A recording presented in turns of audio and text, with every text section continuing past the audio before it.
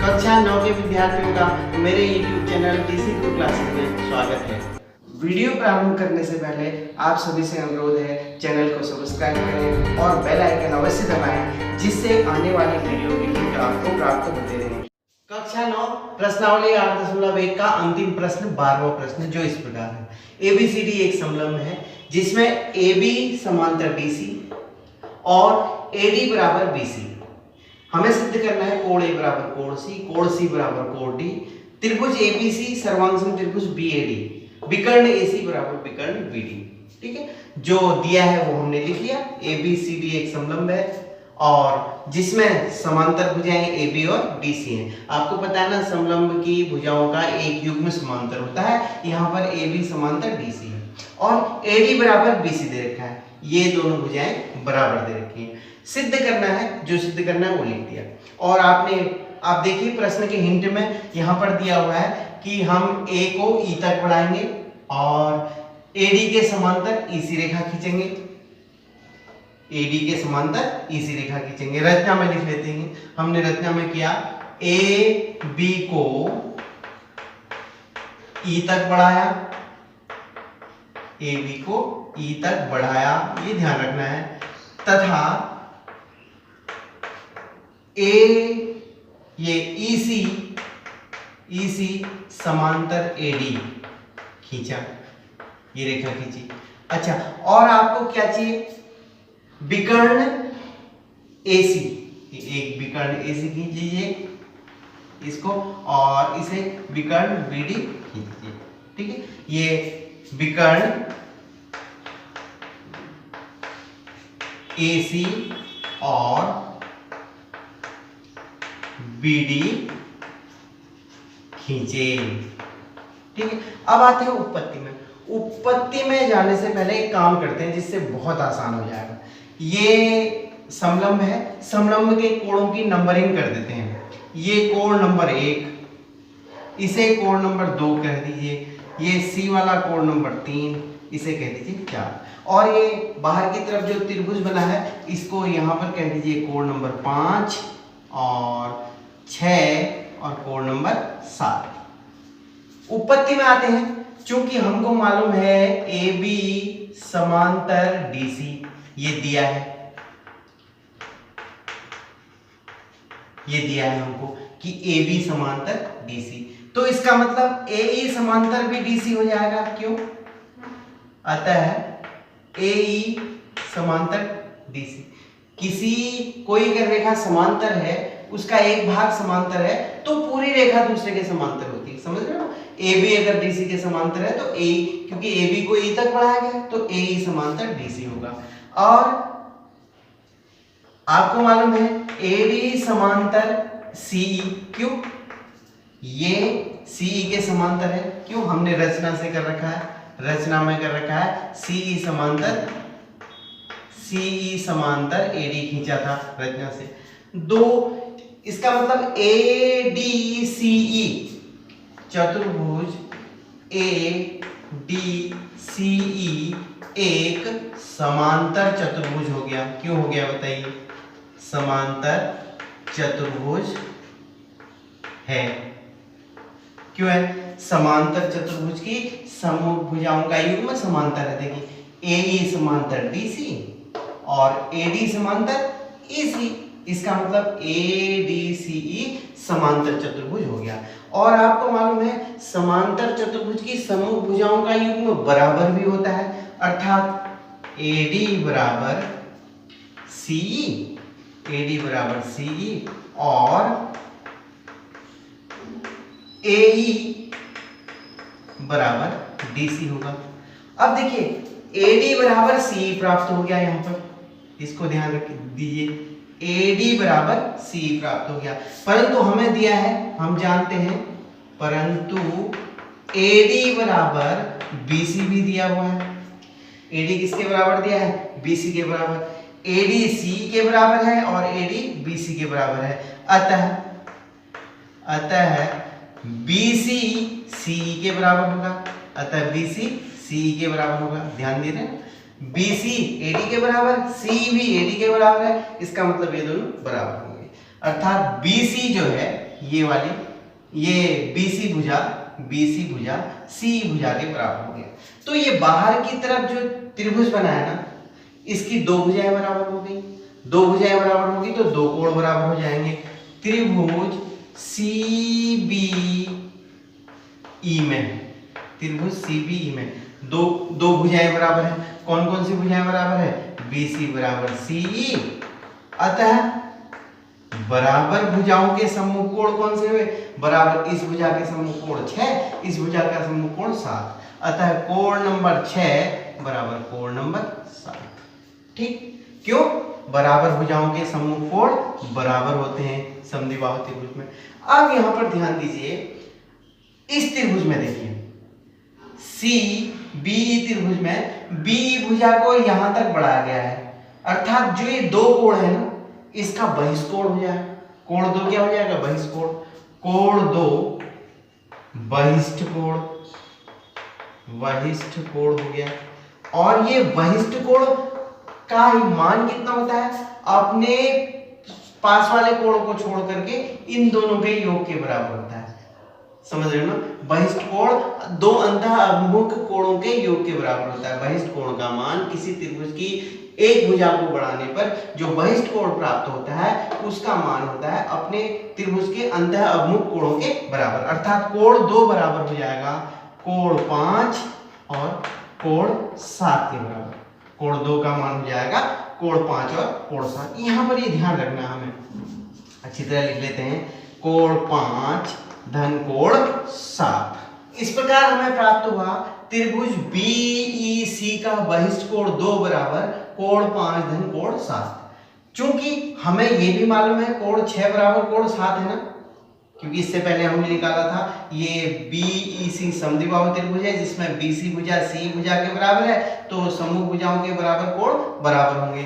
तो इसे हम ऐसे भी लिख सकते हैं, कोण 2 बराबर कोण 5 और कोण 7 की जगह लिख सकते हैं कोण 6। इसको प्राप्त कर लीजिए समीकरण नंबर 1। ठीक है, अब आते हैं, क्योंकि AB AE समांतर DC और BC तिर्यक रेखा, ध्यान दीजिएगा यहीं पर इंपॉर्टेंट है। बस देखिए AB समांतर AE समांतर DC और BC तिर्यक रेखा, तो ये वाले कोण क्या होते हैं? एकांतर कोण होते हैं। कौन से हो गए एकांतर कोण? कोण 6 और कोण 3। कोण 6 बराबर कोण 3। क्यों? एकांतर कोण हो गए, एकांतर कोण। अर्थात कोण 6 की जगह कोण अगर 3 लिख दें यहां पर समीकरण 1 में, इसको समीकरण नंबर 2 लिख दीजिए, तो समीकरण 1 व समीकरण 2 से कोण 2 बराबर हो जाएगा कोण 5 है, कोण 6 की जगह रख देंगे कोण 3। कोण 3 धन कोण 5, ये हो गया समीकरण नंबर 3। ये प्राप्त हो गया समीकरण नंबर 3।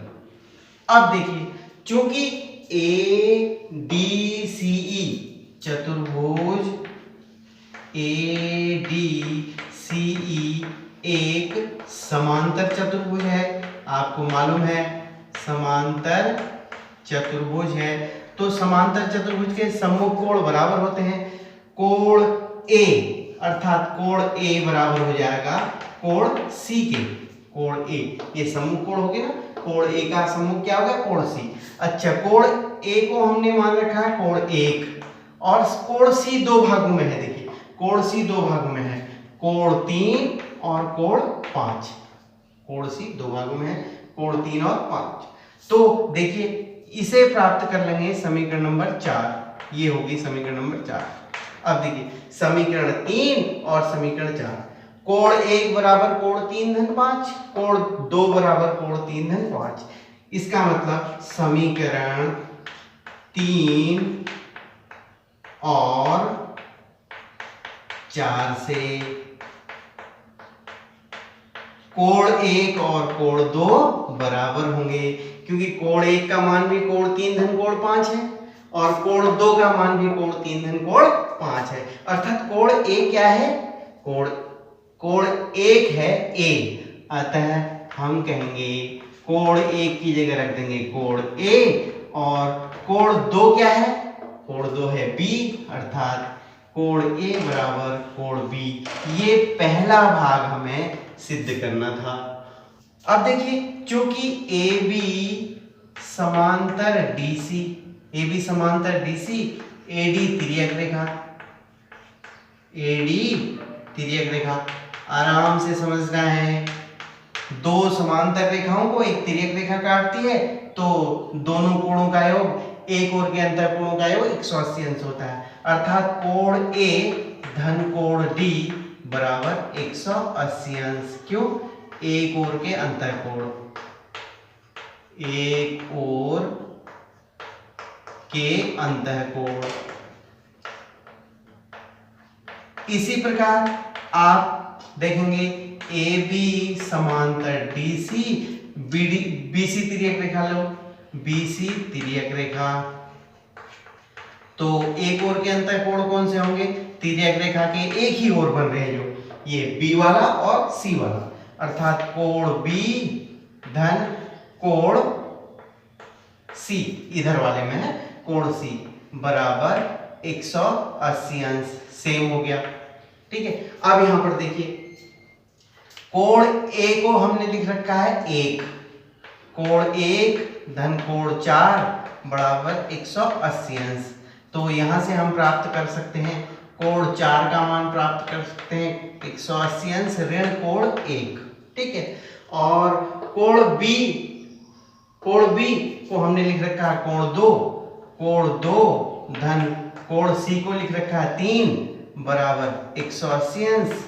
तो कोण 3 प्राप्त कर लेंगे यहां से, कोण 3 बराबर 180 अंश ऋण कोण 2। और कुछ देर पहले पहले भाग में हमने सिद्ध किया कि कोण 1 बराबर कोण 2, अर्थात कोण A और कोण B बराबर हैं। चूंकि हम जानते हैं कोण A बराबर कोण B या कोण 1 बराबर कोण 2, तो ये दोनों समीकरण देखिए, इसको लिख लीजिए समीकरण नंबर 5, इसको लिख लीजिए समीकरण नंबर 6।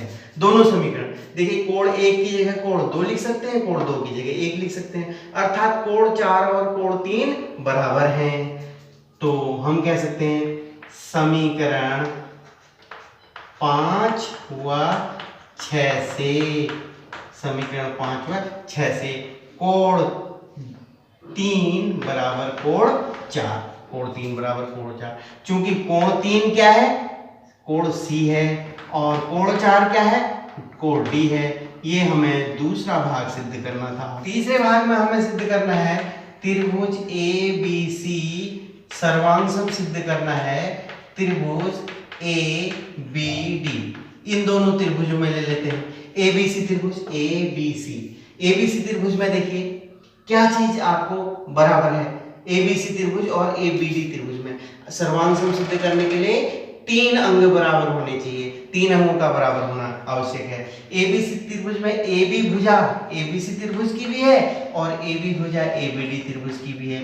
ये उभयनिष्ठ हो गई, ये इसको हम लिख देंगे उभयनिष्ठ भुजा। अच्छा, और दूसरा, अभी पहले भाग में हमने सिद्ध किया है ABC त्रिभुज का कोण 2 और ABD त्रिभुज का कोण 1 बराबर है। पहले भाग में सिद्ध किया, ध्यान रखना है, बहुत आसान है, बहुत ज्यादा, ठीक है। पहले भाग में सिद्ध किया। अब तीसरा भाग चाहिए ना, तीसरा भाग क्या है? ABC त्रिभुज की BC भुजा और ABD त्रिभुज की AD भुजा, ये हमें पूर्व में ही दिया है, ये दिया है।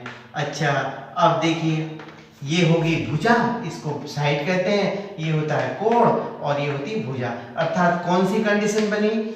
SAS कसौटी से दोनों त्रिभुज सर्वांगसम हो गए। त्रिभुज ABC सर्वांगसम त्रिभुज ABD। ये हमें तीसरा भाग सिद्ध करना था। अच्छा, जब सर्वांग सम हो गए तो CPCT लगा देते हैं। CPCT में संगत भाग सारे बराबर होंगे। अब देखो संगत भाग में AB के बराबर है, BC AD के बराबर है, तो इसका तीसरी भुजा कौन सी बची? AC, तीसरी भुजा AC बची। और इसकी तीसरी भुजा कौन सी बची? BD, अर्थात तीसरी भुजा इस चतुर्भुज का, इस समलंब का विकर्ण है। विकर्ण AC बराबर विकर्ण BD, यही तो हमको सिद्ध करना था। हम लिख लेंगे विकर्ण AC बराबर विकर्ण BD। यह हमें चौथा भाग सिद्ध करना था। वीडियो को ध्यान से देखने का आभार। अपने सुझाव कमेंट बॉक्स में अवश्य दीजिएगा।